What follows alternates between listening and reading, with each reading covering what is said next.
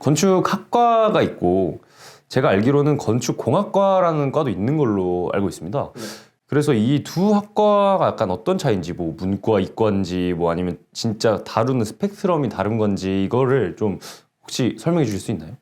네, 1학년 때는 건축학부로 배정이 되고 2학년에 올라가면서 건축학으로 할지 공학으로 할지 이제 학생에게 선택권이 주어지게 되는데, 건축학은 설계, 이제 도면을 하고 집을 짓고 집의 방 구조와 화장실의 배치 뭐 이런 여러 가지 공간을 공부하는 학과라고 치면은, 공학은 집을 지을 때 필요한 콘크리트나 목재나 이런 건축에 필요한 재료들을 배우는 학과입니다. 그럼 결국에는 건물을 짓기 위해서는 그 두 분이 다 협업을 해야겠네요. 네. 그럼 아까 말씀해주신 뭐 설계사무소, 건축 설계사무소 같은 경우에는 건축가가 뭔가 도면을 깔면은 이제 그거 가지고 이제 건축공학자가 이렇게 하는. 서로 협력하에 건물을 하나를 짓는 거기 때문에 건축 설계사무소를 혼자 차렸다고 해서 자기가 혼자서 집을 멋깔나게 짓고 이럴 수는 없어요. 자기가 도면을 짜고 그 안에 인테리어 요소 같은 것들도 미장을 하시는 분, 도배를 하시는 분, 전기 설비를 하시는 분들을 이제 자기가 직접 다 구축을 해놓은 다음에 건축공학을 하시는 분이랑 같이 협의하에 콘크리트를 타설을 하면서 집을 짓는 과정이기 때문에, 건축공학이랑 건축학은 뗄래야 뗄 수 없는 서로의 짝꿍 같은 그런. 이 질문 드리려고 엄청 기다려왔는데, 혹시 영화 청년경찰 보셨나요? 네. 사실 제가 제일 궁금했던 거는 그 경찰대 안에서 그 무도 수업 말씀해 주신 거 하는 장면이 또 있더라고요. 칼을 들고 있는 괴한을 제압할 때 이제 어떻게 하는지, 약간 그 까불이 같은 학생 한 명 나가가지고 막 이렇게 하는 그런 걸 봤는데, 하야! 이렇게 하는 진짜 하나요? 합기도 전문가가. 네, 제가 지금 합기도를 선택해가지고 배우고 있는데, 그렇게 방검술이라고 이렇게 막아서 돌리고 막 원 그리고 해서 제압하는 기술이 있습니다. 영화로 만들면서 희화화해서 그렇지 실제로는 엄청 강력한 방어술이 될 수 있는 무도 중에 합기도를 선택한 데 자부심이 있고, 네, 아무래도 4가지 무도 중에는 짱이지 않을까. 준호님께서는 혹시 어떤 무도를 택하셨는지? 저는 유도를 선택해서 이제 수업을 듣고 있는데, 경찰이라면 실전에서 가장 강한 유도를 통해서 이제 제압하는 게 가장 효과적이지 않을까. 백분 토론이 또. 한경님처럼 고등학생 시절 때 취업을 바로 준비해서 선취업을 생각하고 있는 학생분들에게 어떤 조언의 말을 할 수 있다면 어떤 말씀을 좀 해주고 싶으신지?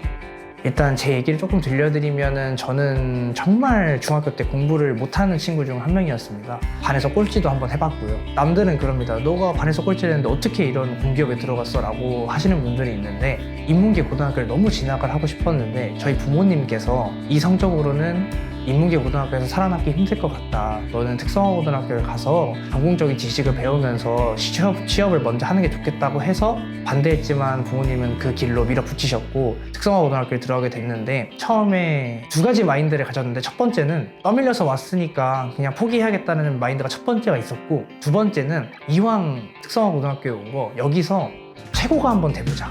이 2가지 마인드 중에 저는 두 번째를 선택을 했습니다. 최고가 되면은 좀 더 제가 원하는 삶을 살 수 있지 않을까? 라는 생각을 하게 되어서 그때부터 이제 제대로 공부를 하기 시작했고, 고등학교 1학년, 2학년, 3학년 전교 석차 안에, 석차 3위 안에 항상 들게 공부도 했고, 정말 힘든 시간이었지만 이겨낸다는 마인드가 가장 중요하다고 생각을 해서, 자기가 지금 공부를 못한다고 좌절하지 않고 자신이 지금 있는 이 상황에서 최선을 다해서 열심히 한다면은 그 어떤 길로든 나아갈 수 있지 않을까 라는 생각을 제가 말씀을 드리고 싶었습니다.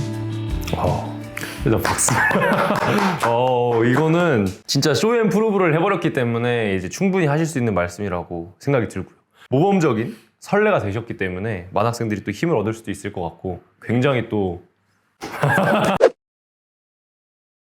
사실 저는 친구들한테 좀 듣기로 교생 실습 전후로 교직에 대한 자신의 생각이나 이런 것들이 변화하기도 한다, 이렇게 많은 얘기를 들었던 것 같은데, 예린님 같은 경우는 실습을 몇 번 다녀오셨을 것 같은데, 교생 실습 전후로 어떻게 좀 변하시는 부분이 있을까요? 3학년 같은 경우에는 이제 가기 전에는 나 진짜 교직 생활 못하겠다. 나는 다른 직업을 찾아봐야 할 것 같다라고 생각을 하고 그냥 대충 갔다 오자라는 생각으로 이제 갔는데 제가 조금 특수한 학교에 배정이 됐어요. 한 학년당 선생님이 한 분이시고 학년당 한 네, 분. 한 분이시고 전교생이 이제 80명도 안 되는 뭐 그런 학교에 이제 가게 됐는데 소규모의 학생들을 지도하기 위해서 되게 다양한 교육 철학을 이제 생각하시고 그런 교육관을 아이들한테 적용시켜서 삶 속에서 배우는 교육, 좀 느리더라도 차근차근 알아가는 교육, 다양하게 그런 활동들을 이렇게 준비하셔서 선생님들 하시는 걸 보면서 이런 학교도 있구나. 내가 만약에 교직에서 이런 학교에 다닌다면 교직생활 좀 하고 싶은데?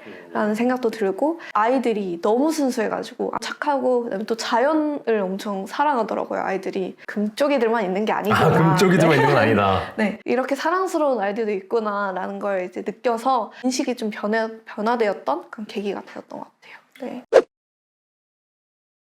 그럼 이제 그쪽으로 딱 결정을 해서 뭐 입시 학원을 딱 끊게 되신 건가요?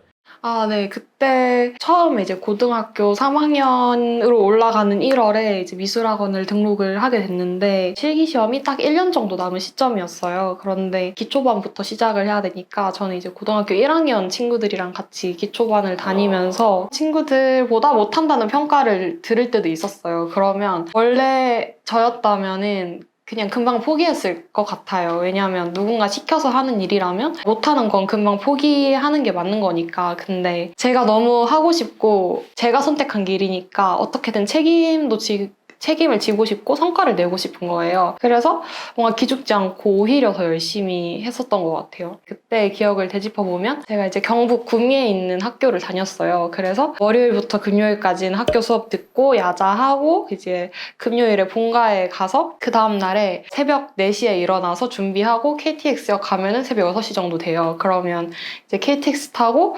미술학원에 도착하면은 한 8시 반 정도 되는데 9시부터 수업이 시작하니까 10시까지 이제 서울에 있는 미술학원을 다니기 위해서 그렇게 KTX를 타고 이동을 했었고 하루 종일 미술학원 수업을 듣고 한 2, 3평 되는 고시텔 같은 거를 빌려서 이제 하루만 거기서 자는 거예요. 일요일에 또 미술학원에서 수업을 듣고 KTX 타고 다시 구미로 내려와서 야자하고 그 다음날 월요일에 다시 등교하고 그런 삶을 6개월 이상 반복을 했었어요.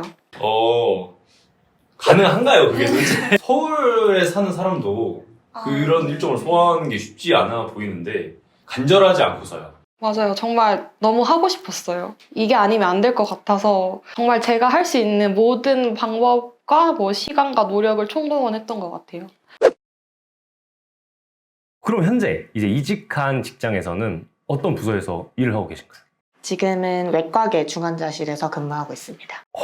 중환자실에서의 어떤 간호사의 출근부터 퇴근까지 어떤 일을 좀 하시게 되는지. 중환자실은 기본적으로 응급실이나 병동에서 조금 상태가 안 좋아지신 분들이 오기도 하고 아니면 저희는 외과계 중환자실이어서 수술 직후에 면밀하게 지켜봐야 되는 환자들을 보통 주로 보거든요. 저의 전반적인 일의 흐름을 말씀을 드리면 근무하기 한 1시간 정도 전에 와가지고 제가 담당하는 환자에 대해서 좀 공부를 하고 물품 카운트라고 저희가 사용하는 소모품 같은 것들을 좀 카운트를 해서 이제 개수나 수량을 확인을 하는 작업을 조금 해놓고 그러고 나서 인계를 받습니다. 인계를 받을 때는 환자 옆에 직접 가가지고 저랑 근무 전번 선생님이랑 같이 이제 환자분 옆으로 가서 머리끝부터 발끝까지 지금 뭐 피부 상태라든지 움직임의 정도라든지 뭐 동공의 크기, 기계의 세팅값, 뭐 환자값 쭉 눈으로 확인할 수 있는 것들을 확인을 하고 이제 뭐 배관 양상이라든지 그런 것도 같이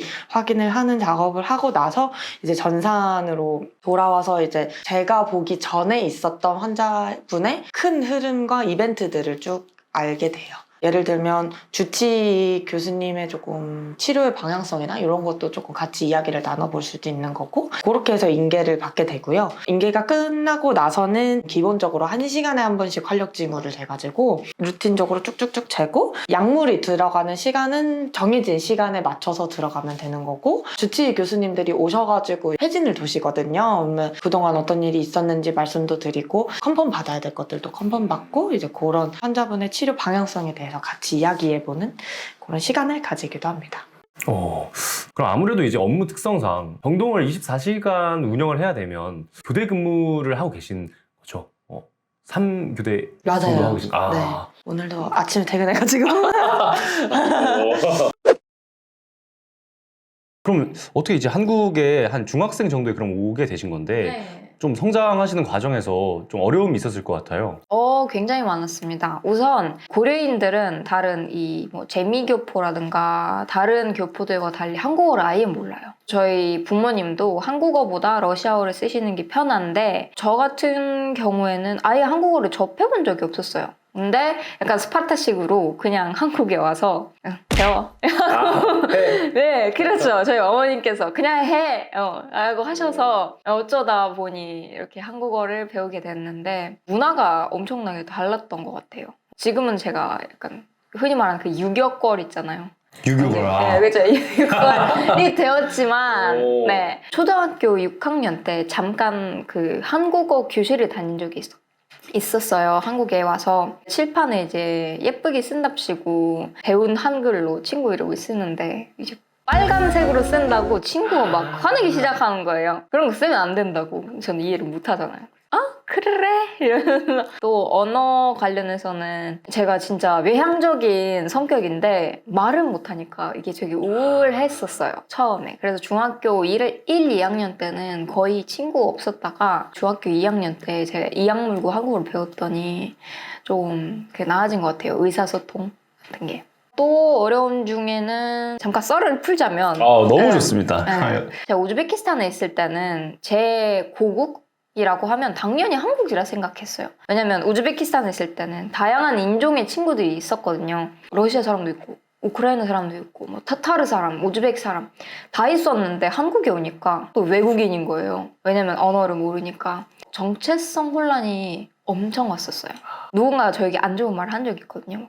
이 나라로 돌아가라 하는데 우즈베키스탄에서도 들었던 말인데 한국에서도 듣네? 그 당시에는 중학생이었기 때문에 좀 약간 혼란스러웠지만 지금은 되게 좋아요. 왜냐면 되게 특별한 느낌?